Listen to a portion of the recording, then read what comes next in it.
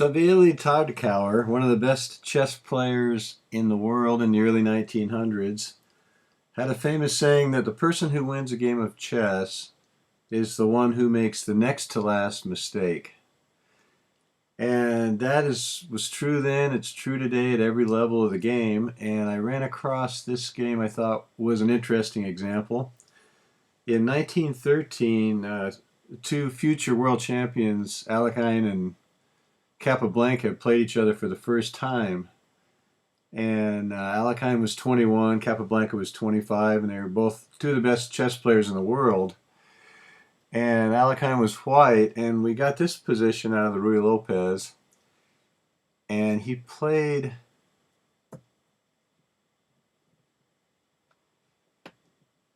Hang on one second. Okay, here we go. He played the bishop to e6. And the computer thought bishop to e3 was slightly better, but this move was okay. And now Capablanca comes up with an incorrect move, which I would have to call a mistake, especially at this level of play.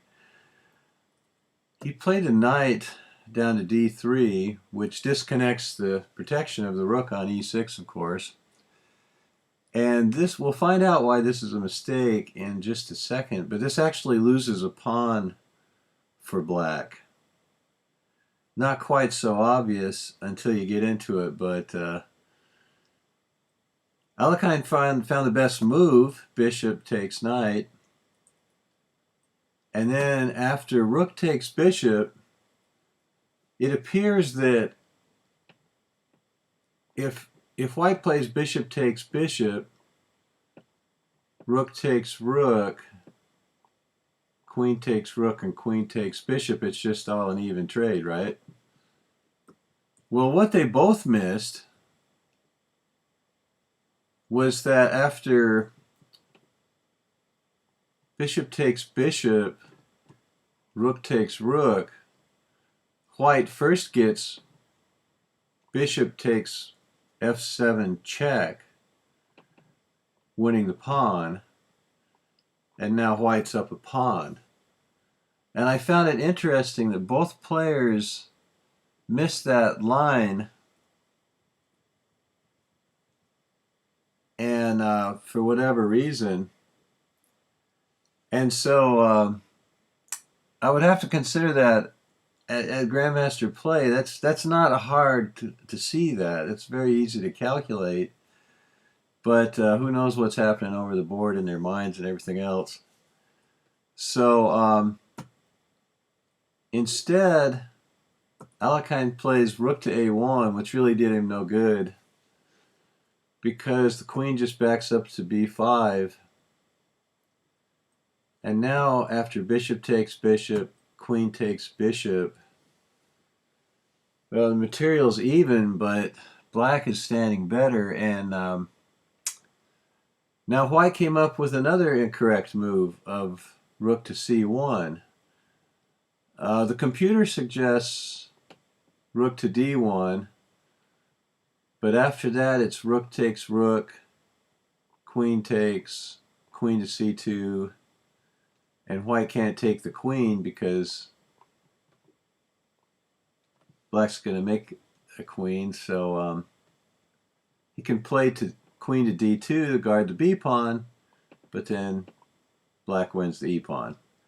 So rook to d1 is really not great, but it was actually the best move, because instead he played rook to c1, which on the surface looks kind of logical, just bothering the queen.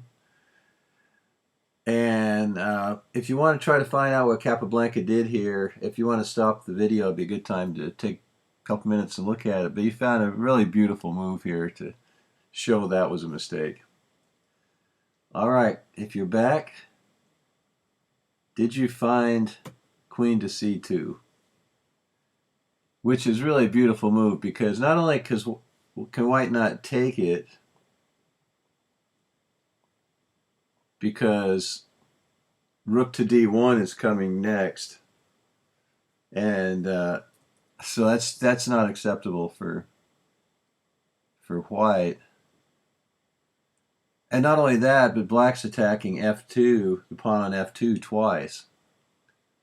So in a couple of moves, white's gone from an even position to just losing, outright losing. So the play continued, king to h2, and now queen takes b2, and black's just killing him with two passed pawns now. So white attacks the rook. Bishop to f2 is nice because he can not worry about the rook for the moment because he can take the pawn and attack white's queen. So the queen moves over. White has probably several good moves. He plays rook to g6. Rook check, king up. Rook to f8. Now that b pawn's going to be bad again.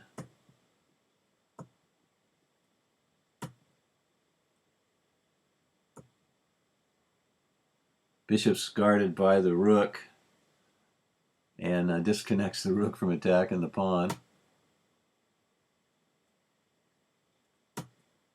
White just gives up the knight.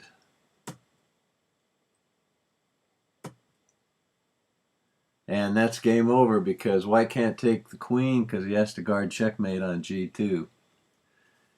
So Capablanca wins. Actually, before they played the world champ, this game was 1913, but when they played for the world championship in 1927, Alekhine had still never beaten Capablanca in any one game, and he was to dethrone him in 1927.